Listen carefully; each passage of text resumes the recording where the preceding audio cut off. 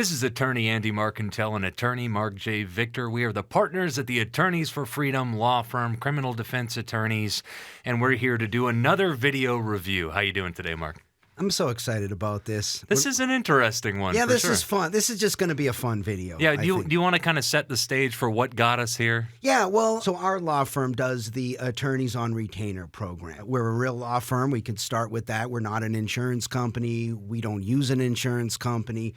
We represent people who are charged with crimes. And so we have the Attorneys on Retainer program. People sign up, and if they get themselves charged with a crime, and we can claim self-defense on their behalf, so long as it arose after they signed up, and it's a felony, okay, we represent you. Doesn't matter. We don't have to play any games in terms of whether it's really a crime or any of these other issues because we're not an insurance company. So we cut a video critiquing some of the other companies. Now, you might say insurance companies, but it's true they're not all insurance companies. They hire insurance companies to cover people. And so then USCCA decided to do what you might call a rebuttal video. Right. So let's start with the original video. We'll put the link at the bottom. It was a pretty popular video. In it, we kind of go through their own contract. At the time that I did that video critiquing the USCCA program, the Attorneys on Retainer program was only available in Arizona and in Hawaii. So if you were in another state and you liked Attorneys on Retainer, sorry you couldn't sign up. But that's not the case anymore. Guess what? We're nationwide. That's right. So yeah, right. If any of the 50 states, you can now sign up in the Attorneys on Retainer. Why don't we take a look at this video released by USCCA, which is entitled The 5 Misleading Claims About USCCA Membership That Are Wrong, and wrong is in all caps there. In this video, I'm demystifying 5 misleading claims about the USCCA. Number 1. The most basic thing to know about USCCA membership is that the insurer is Universal Fire and Casualty Insurance Company, not the USCCA. Anything to say on that point, Mark? Look, this is a fair point, okay? USCCA is not an insurance company. They're probably a very good organization. They do education, they do training. We're a law firm. We don't offer that. So I guess it's a fair point. If you want an insurance company that has exclusions and exemptions and all kinds of reasons to deny coverage, and we're, of course, going to get into that, then USCCA provides an insurance product through Universal Fire and Casualty Insurance Company. That's a very fair point. All right, we'll grant their first point, and let's continue with the video. Number 2, people claim that the policy would never provide coverage if you're charged with a criminal act. This is wildly misleading and simply not true. Being charged with a crime means that you as a defendant are protected by a presumption of innocence under the law. At the same time, it is important to note that it is illegal for anyone to insure an illegal act. Insurance coverage is sometimes provided until it's a final decision that a crime was committed, but coverage stops in the event of a conviction.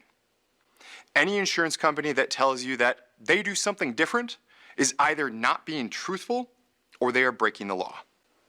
So yes, coverage ends with a conviction because that's the law.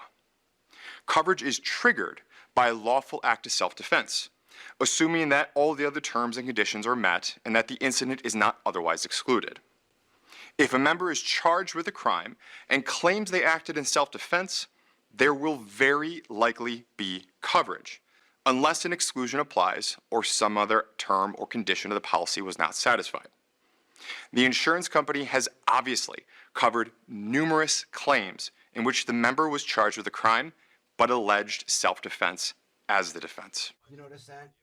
What's You'll that? be covered until and unless you are found guilty of a crime. There's a lot to cover here, Mark. Okay, where do you want to start with this one? I don't even know where to begin with this one. But he was very accurate. He's stuck with the product that he's selling right Yes. now, and he's accurately depicting what it covers and what it doesn't. Realistically, in the real world, when you are charged with a crime, odds are in your jurisdiction that you're sitting in right now, 95 to 98% chance that if you're charged with a crime involving a gun, it's going to end in some sort of a conviction. Well, one thing you know for sure, if you were to take a plea and get convicted of anything, plead guilty to any crime, no matter how small, no matter how reduced, no matter how great of a job that your lawyer did, you are done with coverage. USCCA is done with you. This is very interesting because they say that insurance coverage is sometimes provided until it's a final decision that a crime was committed. Okay, who makes the final decision? What do you mean sometimes? But they make it very clear it's illegal for any insurance company to insure against an illegal act. This is the problem with an insurance company. Right. This is not a problem with a criminal defense firm. We defend people who are charged with crimes and who actually are guilty of crimes. Maybe not exactly what they're charged with, maybe a lesser included or something else. We don't have this problem, so we don't have to dance around these kinds of things. But the point that you're making, Andy, is you might be found guilty at trial. You might plead guilty because you got a much better deal. Imagine you're charged with first or second. You might want to take a deal to a manslaughter, a negligent homicide, something else lower. But now you got a real problem if you're dealing with this insurance company because you know if you take that deal, coverage is automatically, unquestionably, based on that video, terminated. Who's going to handle your sentencing? You're going to hire a new lawyer to come in and get up to speed in the 30 or 60 days you might have before sentencing? I thought it was an interesting line. Coverage is triggered by a lawful act of self-defense. Well, this is the whole point of the forthcoming criminal case, of course, is to determine whether or not it was a lawful act of self-defense. So I'm not sure who decides it before it's been litigated and determined in court. I'm not sure exactly who decides it preliminarily before conviction or before adjudication. I also really enjoyed this line. If you're charged with a crime and you claim self-defense, it's, quote, very likely that there will be coverage, unless, of course, there's an exclusion or a term or a condition or something that says no coverage. What do you mean very likely? Very likely, that's why people sign up for this, right? So not that it's very likely, so it's certain that they're going to have coverage. Oh, man, it feels so much better just as a law firm to be able to say, if you are charged with a crime where you had to use your firearm in self-defense, we'll cover you. Yeah, I mean, to be clear, we have some exclusions as well in attorneys on retainer.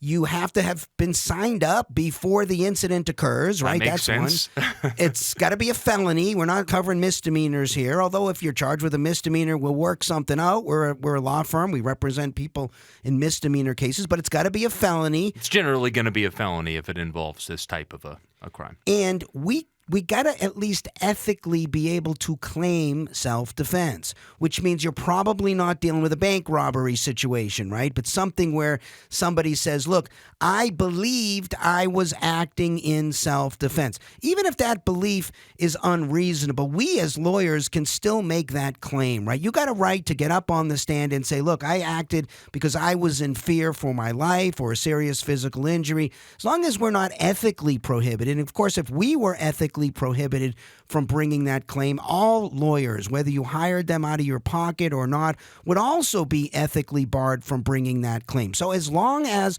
we can bring a non-frivolous self-defense claim, you're covered. No problem. Wherever you are in the United States, we don't have to dance around insurance company prohibitions on covering criminal acts. And I think the important point here is not USCCA. It's someone at the insurance company. If they say, you know what, we've decided that this is a criminal act, that's the end.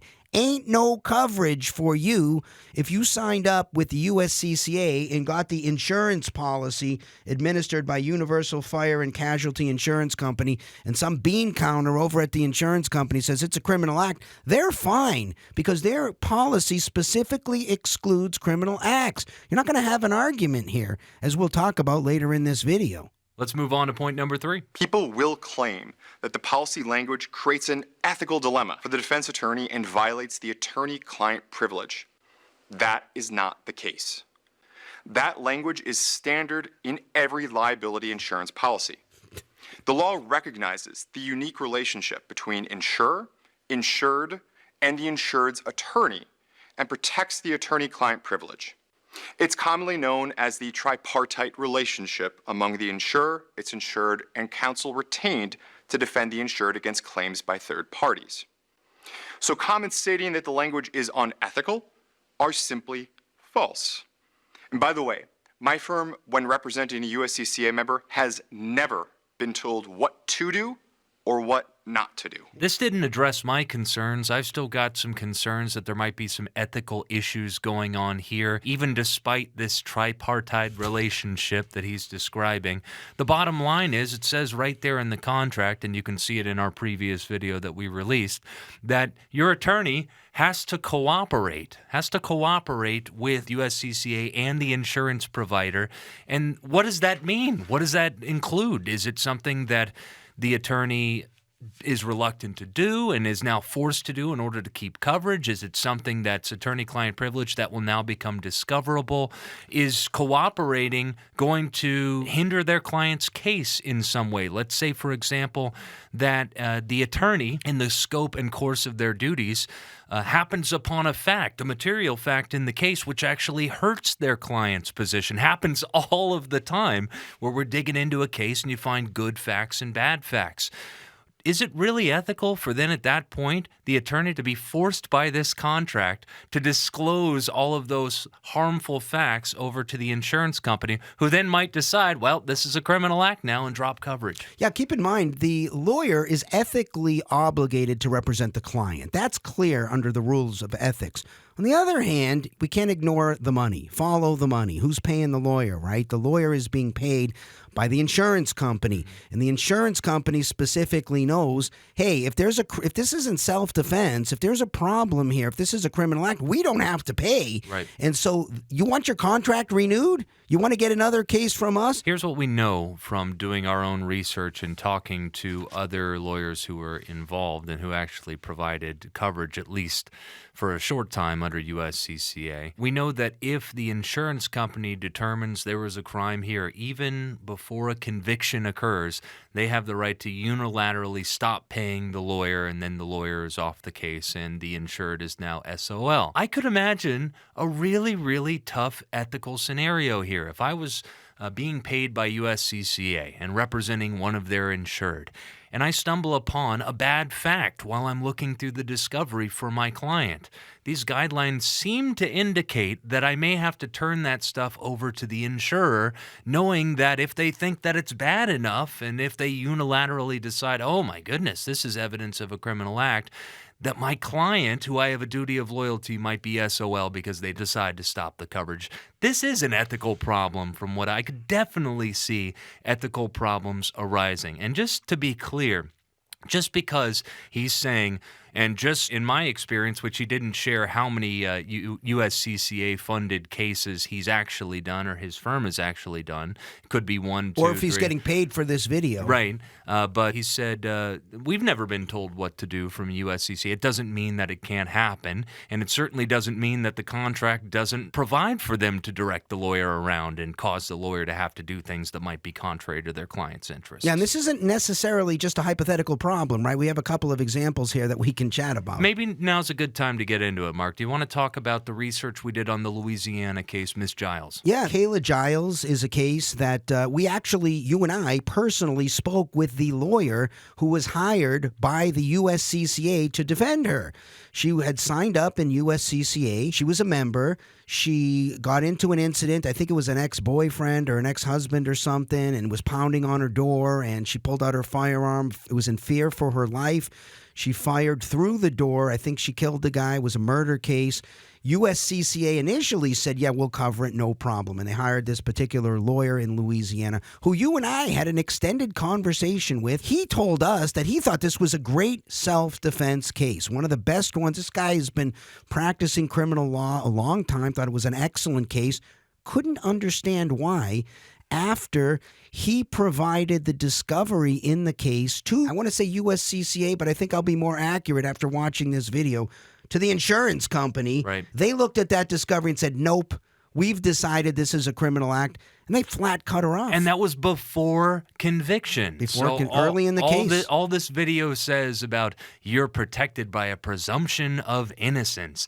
That's kind of a term of art in the legal world. That kind of means until conviction, until you're actually adjudicated guilty of something. Not so with USCCA. There's some insurance company deciding, even before conviction, even despite your attorney saying, hey, I think this is a great case. The attorney hired by the USCCA says it's a great case. Don't drop coverage. This is a great self-defense case. They said, sorry, we're dropping her. During the time she was presumed innocent. And then the story continues, right? She had to go out and get her own lawyer. She actually went to trial. She lost at trial. She was convicted. She then sued the USCCA and said, hey, you guys should have provided me coverage. And of course, the court did exactly what the court would do. They looked at the contract and said, criminal acts are excluded. You lose. Right. And that's exactly what happened to Miss Giles. That was her experience. And again, this is, we don't have personal knowledge of this. We had the information that we gathered by speaking with the lawyer who was paid $50,000 by the person who signed up through USCCA and got the insurance coverage and then was charged with a crime. He was very surprised that the coverage was dropped, to say the least. We had an extended conversation with the guy. But what happened here is they just took the discovery containing both the good and the bad, provides it to the insurance company, and they look at it and they unilaterally decide, even over the objection of the criminal defense attorney, that this isn't a case of self-defense. This is a crime. Yeah, and so that's one of our two examples. Right. You had another experience. So yeah, that's right, Mark. There was another company that contacted me. It was not the USCCA, to be clear, but a very, very similar company and a similar structure to USCCA. Yeah, this happens sometimes because some of these different products will allow you to actually pick your lawyer. Right. And so somebody who signed up in one of these other companies, not USCCA, to be fair about it, but one of the competitors to USCCA, someone was a member there, got charged with a crime, selected our law firm as the firm they wanted, found themselves on the phone talking to Andy Marcantel. All right, so I met with the insurer first, right? That was kind of interesting. They wanted to talk to me first about my feeling about the merits of a self-defense claim. And after I had met with the client for an extended period of time, I concluded this was a great self-defense claim. And that's exactly what I told the insurer. I think this is a fantastic self-defense claim. Yes, it's not a perfect case. There are good things, there are bad things, but no case is perfect. I think the good outweighs the bad. I'd be happy to take the case, and I'm confident in our defense.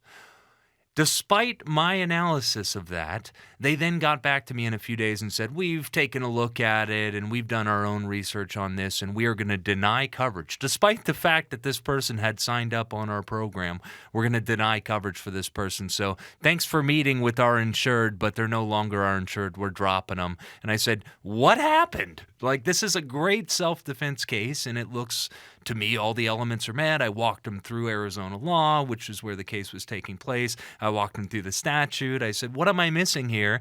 And remember, I was talking to a non-lawyer at the time, and they just said, yeah, we've decided not to provide the coverage, and that was that. I'm sure they decided there was a criminal act, and they were probably on firm ground because there were charges, right? So, or there was a grand jury indictment in that situation. So again, to be fair, that experience was not USCCA, but it was your experience in dealing with an insurance company that's trying to very carefully maneuver around, yeah, we're sort of saying we cover you, but to be clear, we don't cover criminal acts, and we don't want to cover criminal acts, by the way, because we're an insurance company. We prefer to not spend money on these claims. Generally speaking, insurance companies are trying to deny or avoid liability, right? That's how they remain profitable. You will not have that problem with a criminal defense law firm because we can't disclaim you for that particular reason because it's a criminal act. We don't care if it's a criminal act. Frankly, we represent people charged with all kinds of different crimes. And we actually like to represent people at trial. I mean, at our law firm, the lawyers fight each other to see who's going to get to try the case. So we have a team of lawyers at our law firm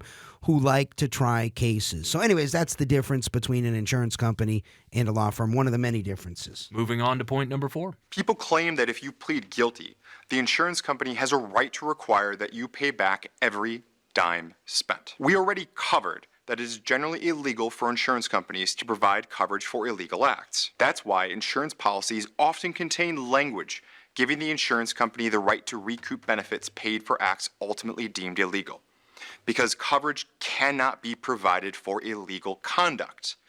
period. Okay, so I'm trying to figure out what the false claim is here that's being debunked. I know that the title of the video is 5 Misleading Claims, but Mark, this is where my nitpickiness about the thumbnail of the video, calling it 5 False Claims, comes into play. Where's the false claim here? I think what the point was, I think what he's trying to debunk, or trying to show that's, it's misleading or something like that. He starts with the argument. Some people say that the insurance company can recoup everything if you're found guilty, which is an objectively true statement under their contract. Yeah. So he says it very assertively and confidently. And then goes on to just basically admit the point that he's... Well, all these insurance companies have the right to do this. So I'm not sure what the claim is that's false or misleading or being debunked at all here. I mean, just saying it in an assertive voice doesn't address the underlying Yeah, and then issue. to get off on a tangent about plea negotiations or something. Let's talk about that tangent, though. As a criminal defense lawyer that handles lots and lots of self-defense cases, this part also really rubbed me the wrong way, Mark.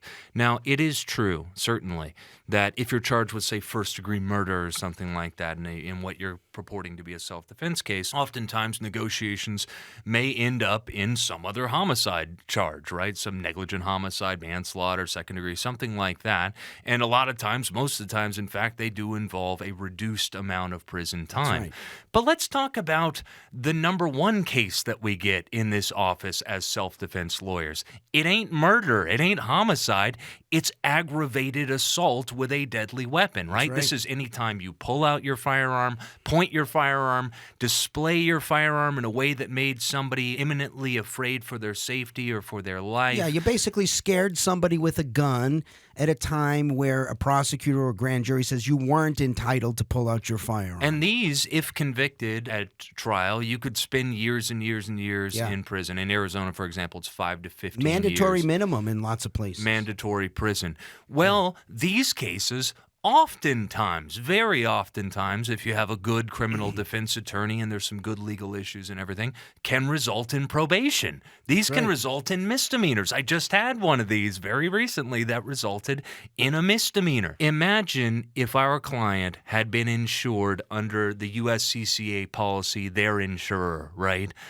Well, they would have taken that plea. No question. Definitely would have No taken that question. plea. They're looking at 5 to 15 years in prison. They got to maintain their gun rights. They got a misdemeanor, which we can now get expunged under Arizona law. They're doing 1 year, probably really 6 months early release of probation. Duh, this is a no-brainer. No-brainer. You take that deal and run with it, and that's exactly what our client did. Well, at this point, that insurer would now be turning and trying to recoup everything, or certainly would have the right to recoup everything, because as soon as he took that deal, he pled guilty. And then that last statement. If you wanted to know what goes on behind the scenes in these negotiations, there you go.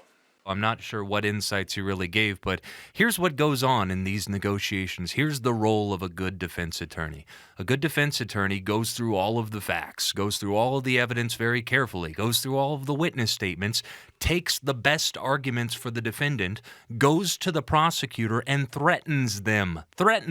Usually after a very detailed written letter sometimes to the prosecutor, maybe the prosecutor's supervisor, laying it all out. Here's the strengths of our case and why you're going to lose that trial, right? They got to think, we are not afraid to go to trial, and if we go to trial, we might win. The prosecutor has to be convinced that your attorney has a good Right. shot at winning a trial.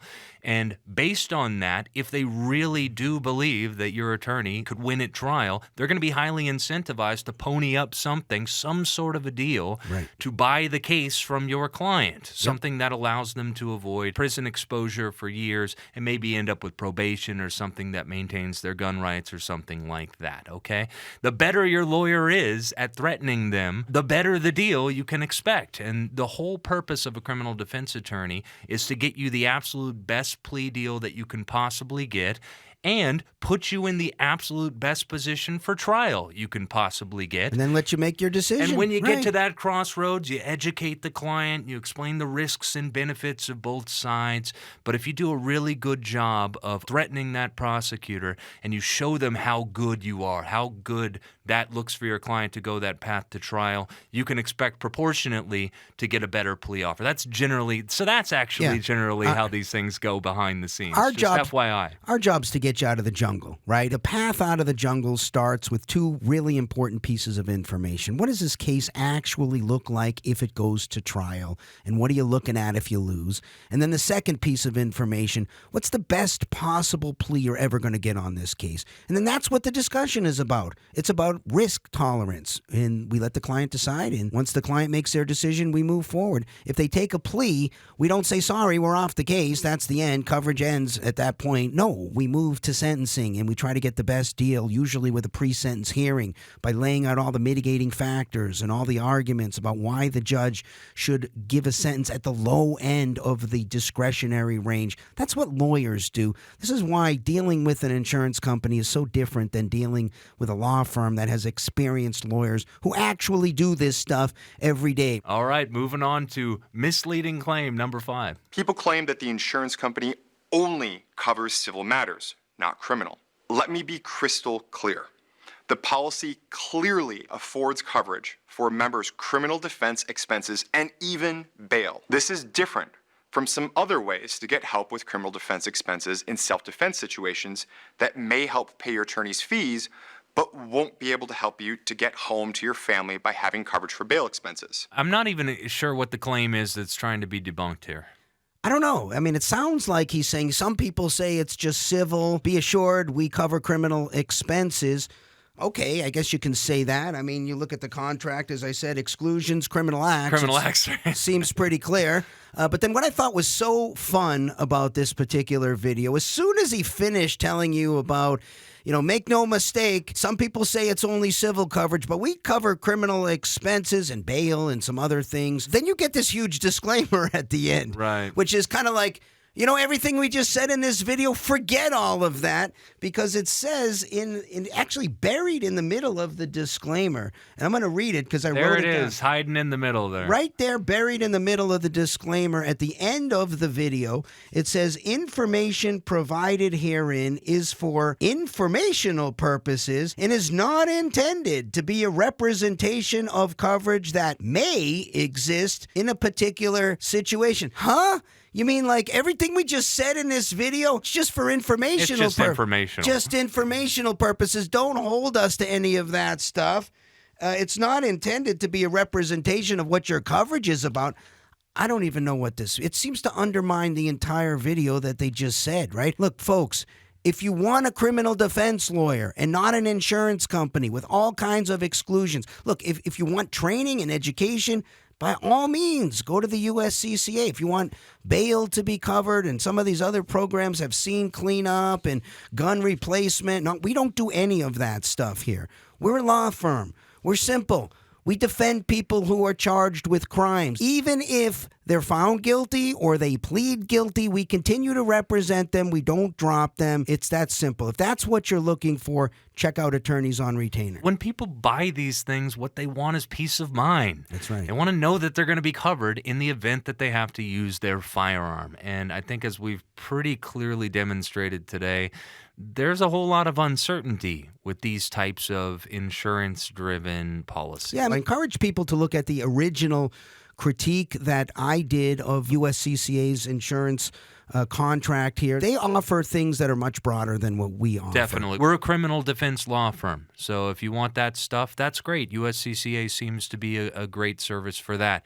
But if you want peace of mind and good, competent, high-quality, aggressive criminal defense representation, that's where we come in. Yeah, we're just highlighting the difference between the two products is really what we're trying to do. We're having people understand a product that's administered by a law firm, if you're looking for a lawyer, is probably a better product than an insurance company with a lawyer you don't select that has maybe divided loyalties to the insurance company that's paying the freight on the case and maybe to the person they're representing. So, look, I hope lawyers in that situation will do the right thing and properly discharge their ethical duties to the client regardless of who's paying the bill. But, it's hard to ignore who's paying the freight on the case. That's just a reality. It's a of real life. world concern, yeah. right. That one that we don't have to deal with in this type of particular scenario because we're a criminal defense law firm, not an insurance company. That's right. All right, guys, thanks for watching the video. Check out attorneysforfreedom.com and click on the big old Attorneys on Retainer button. It's a big old red button at the top, and learn more about this awesome program. And as Mark mentioned earlier, we are nationwide, and we're happy to serve you. Thanks a lot, Mark. Good talking to you, man. It was a fun video.